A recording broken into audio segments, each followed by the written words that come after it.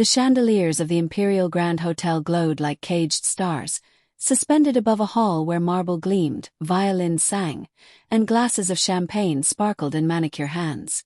Every detail whispered wealth, exclusivity, power.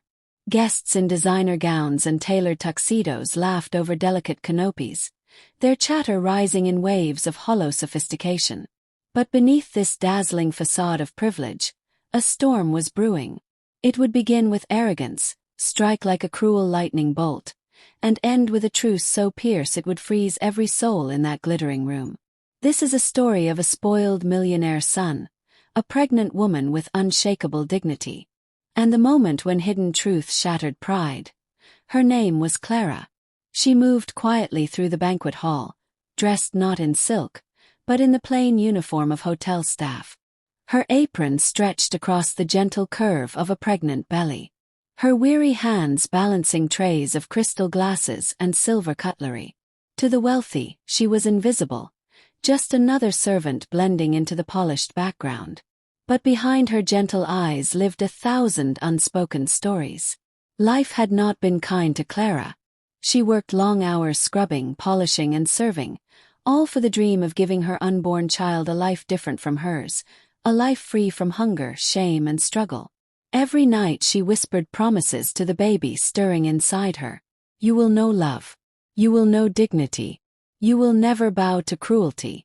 Though exhaustion etched itself into her bones, Clara walked with dignity. She did not let poverty steal her grace. But fate, cruel and merciless, had placed her directly in the path of arrogance that day. At the far end of the hall sat Adrian Hale, only son of hotel magnate Gregory Hale.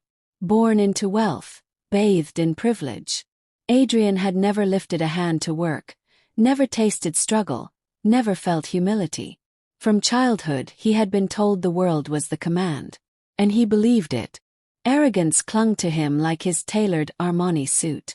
Staff whispered about his cruelty, his tantrums, his entitled sneers. He was the type who broke things when displeased and blamed servants when bored. Tonight he lounged in velvet chairs, sipping wine, laughing the loudest, mocking those around him with reckless pride. His father's guests chuckled at his jokes, some out of flattery, most out of fear. To Adrian, people like Clara were not human. They were tools, nameless, faceless, replaceable. And in a few moments, his arrogance would collide with her dignity in a way that would change everything. Clara approached his table carrying a tray of crystal glasses filled with red wine. Her hands trembled under the weight, but her steps were steady. She was almost past Adrian when disaster struck. A guest chair scraped unexpectedly, forcing Clara to shift. A single drop of wine slipped over the rim of the glass and splashed near Adrian's cuff. Just one drop, barely visible. But for Adrian it was enough. He looked at his sleeve, then at Clara as if she had spit on his dignity.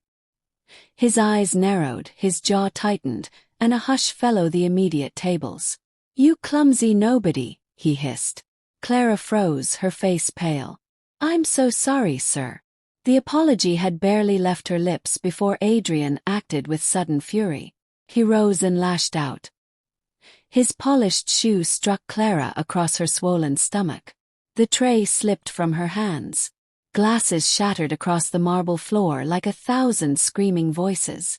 Clara staggered, gasped, and fell back, clutching her belly and instinct of protection of the child within. A horrified silence swept the hall. "She's pregnant," someone whispered. "How could he?" Another gasp. Adrian stood there sneering, brushing his cuff as though her very existence polluted him. "People like you should know your place," he spat. Clara's face was pale, her breath shallow, but she did not cry. She pulled herself upright with trembling hands, her eyes shimmering with defiance through pain. She would not let him see her break. And then the sound of heavy footsteps echoed through the hall. The great doors opened and every head turned. A man walked in, his presence so commanding that even the golden chandeliers seemed to dim. He wore no uniform now, just a simple shirt and worn boots. But his aura carried the weight of wars, the strength of survival, the authority of one who would face death and returned. His name was Marcus Hale, Clara's husband, a decorated soldier, a man whose loyalty, honor, and courage have been written about in newspapers, celebrated in ceremonies, whisper with respect across the city. Marcus's eyes found Clara, trembling, clutching her belly, shards of glass around her feet. Something inside him snapped. He moved forward, not rushing, not shouting, but with a terrifying calm. Every step echoed like thunder. Adrian, so arrogant minutes before, suddenly felt his bravado falter. Marcus stopped in front of Adrian, positioning himself between the arrogant heir and his trembling wife. He didn't raise his fist. He didn't need to. He simply looked into Adrian's eyes. It was a gaze that carried the weight of every battlefield Marcus had survived, every comrade he had buried, every sacrifice he had made. A gaze so deep, so furious, so full of pain and restraint that Adrian, spoiled son of privilege, felt his chest tighten with fear. For the first time in his life, Adrian felt small. The hall was silent, suffocating. Whispers rippled. Marcus Hale. That's Clara's husband. The war hero. Guests who once admired Adrian now stare at him with disgust. The man they had mocked as invisible was married to a soldier whose name was etched into honor itself. Adrian swallowed hard, his arrogance cracking. Marcus' voice, when it finally came, was calm, but it cuts sharper than any blade. "You strike a pregnant woman," he said softly. Each word lays with steel. "Tell me, Adrian, what does that make you? A man or a coward?" Adrian's face flushed, his lips parted, but no words came. Clara reached for Marcus' arm, whispering, "I'm okay. The baby's okay." Tears glistened in her eyes, but her courage was unbroken. Marcus wrapped a protective arm around her, grounding his fury. Then he turned to the hall. "Listen well," he said, his voice calm but thunderous in its truth. "Wealth does not make you powerful. Money does not make you respected, and cruelty does not make you strong." He looked at Adrian. "Strength is standing when life breaks you. Strength is protecting the vulnerable.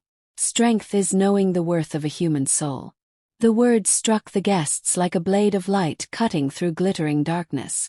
Adrian looked around but found no support.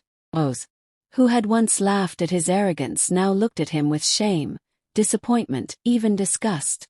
Even his father, Gregory Hale, sat frozen, his face pale as his empire trembled under the weight of his son's disgrace. Adrian stammered, "I didn't know she was." Marcus's eyes burned into him. "You didn't care who she was." Adrian faltered. His arrogance collapsed entirely. The banquet ended in silence. Guests left whispering, carrying with him a story that would ripple through city. Adrian's reputation crumbled overnight. No wealth, no luxury, no connections could shield him from the shame of striking a pregnant woman. And being humbled by the truth of who her husband was, Clara, though shaken, became a quiet symbol of resilience. Her story spread as a reminder that dignity shines brightest in the darkest moments. And Marcus, though he never sought attention, became a living example of true strength. Not because of medals, not because of titles, but because he showed the world that the greatest battle is not fought with weapons, but with integrity. Friends, arrogance will always crumble when faced with truth. Adrian believed his wealth gave him power. But that night, he learned that kindness, courage, and integrity are worth more than any empire of marble and gold. Clara's dignity, Marcus' silent fury, and the truth of love between them shattered arrogance forever. So if this story touched your heart, remember true strength is never in how high you stand above others. It is in how gently you lift those who have fallen. Friends, this was the story of the arrogant millionaire's son who struck a pregnant woman and the truth about her husband that left him frozen. If this story inspired you, don't forget to like this video. Share with someone who needs hope. Together we can keep spreading stories that remind the world of compassion, dignity, and humanity.